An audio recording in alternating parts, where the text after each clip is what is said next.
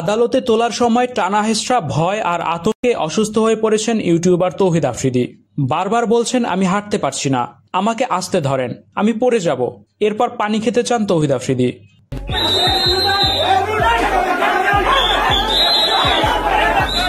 পানি খেয়ে আবারও হাঁটতে শুরু করেন তৌহিদ আফ্রিদি। ভিউয়ার্স, পুরো ভিডিওটি দেখে অবশ্যই আপনার মতামতটি জানিয়ে দিন। দুঃস্বপ্নের দিন পার করছেন ইউটিউবার তৌহিদ আফ্রিদি।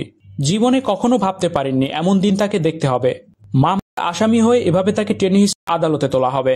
আফ্রিদি গ্রেপ্তার হওয়ার পর ব্যাপক আলোচনা হচ্ছে সোশ্যাল মিডিয়া জুড়ে।